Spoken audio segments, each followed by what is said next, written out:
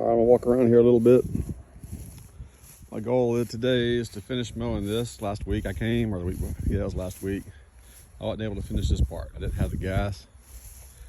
I didn't bring my gas can, all that kind of stuff, and so I didn't get to finish right here in the front.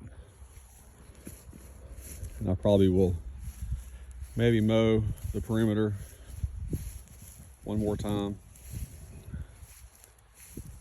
just to keep the grass from growing underneath the wires here. I think I'm gonna take that T-post, I'm gonna put it out somewhere right here. Right here, so when I unhook the gate, I can just hang it on the hook, and I'll probably put I got a bee sign, like to hang on, like a bee crossing, or you know, beware of bees or whatever. I know people can see the beehives here, but I don't know how many people come through this property and work other jobs, you know, other ranch handlers or whatever. I came across some guys a few weeks ago. He and his son were out here doing some stuff, and it just made me think, you know, while it may seem obvious, I don't want to assume that. I don't have any dang gloves on, but see, I'm not bothering these guys. Like, just leave me alone. So I'm gonna try to come out here, mow this. Let me look. Just get real antsy and I don't have gloves on. So how far away from you guys? Leave me alone. I'm gonna be mowing around out here in a little bit. I'm gonna be happy. So I want to kind of mow all this right here, all those cows. And I've got, let me look, I think 2 hives that don't have a super. I see 1. I'm just gonna kind of stare here for a minute. Count from the left, so that's 1, 2, I think that third one, I think that one has a super. That fourth one's got 3 supers. That's probably not good. Well, that's because there wasn't enough ready ones. That 5th one right there from the left is just, it was a dead out. It's been there for a while, and I just use it to, that box is empty. The box on the bottom has a bunch of frames in there. They're all just torn up with, you know, wax moths and things like that. I mean, it's just needs to be thrown away. But what I've done is use the tops of those frames to put jars of syrup in there, and I kind of cover it with that top box right there. So it's just not, it's not wide out in the open. It's out in the open for at least the bees that are right here. They can find it pretty easy, like a community feeder, but it's protected by the box a little bit as far as from the elements and that kind of stuff.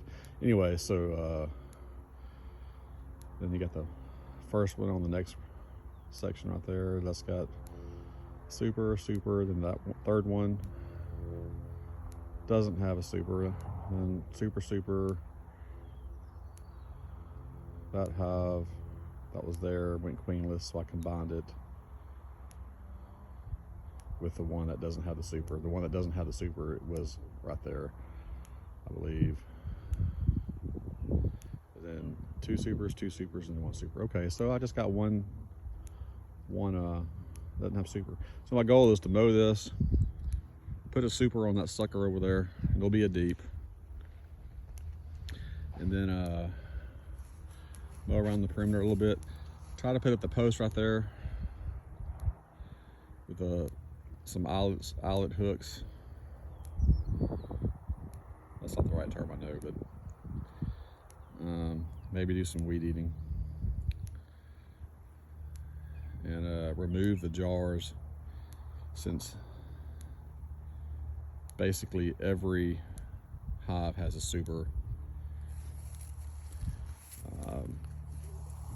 Every one of them has had at least 1 jar, but there's not been hardly any of them that have had any comb on the frames. Maybe 1 or 2 of them, but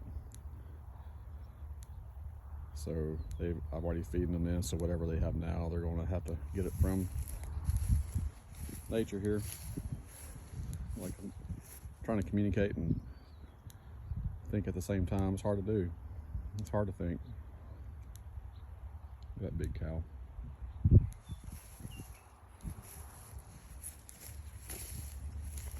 Kind of walk around this way.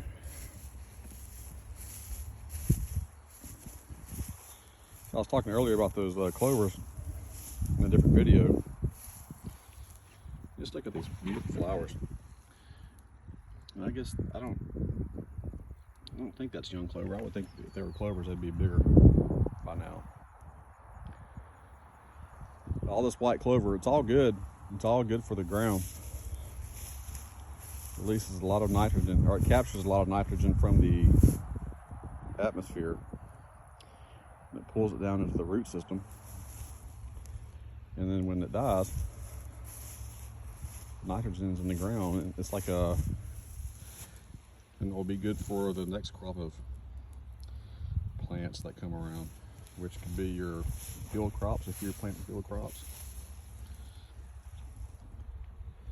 So I'm gonna just kind of zoom in a little bit here.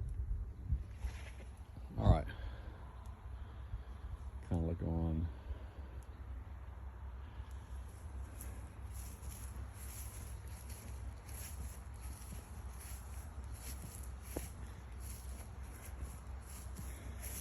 So I'm gonna focus on.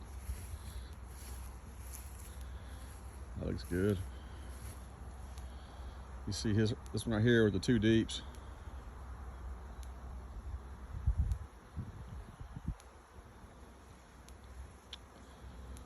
I think I bet they're ready for a super. I think I combined this hive.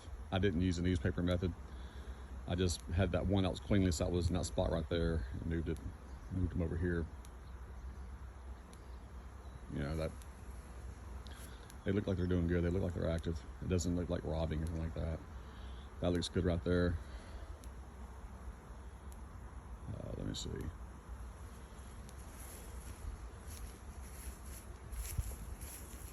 Look out here. See this hive, see this activity. Looks good. That one in the corner.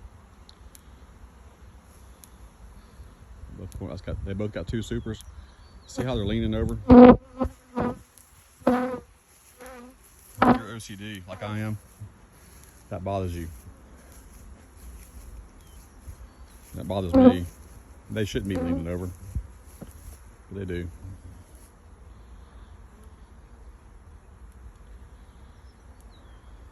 This one's got 3 supers and it's still. I may need to move that super down. I don't think I want to open it up though. I think my primary thing is just to mow and get out, put that super on there, pick up these jars and get out of here and get home. You know, my son came in town today with his girlfriend and her mom. He called me as I was almost out to my first apiary, and you know, I bet they're probably going to be heading back to their hometown here before I make it back. So I missed that. Anyway, they wanted to come eat somewhere up here, and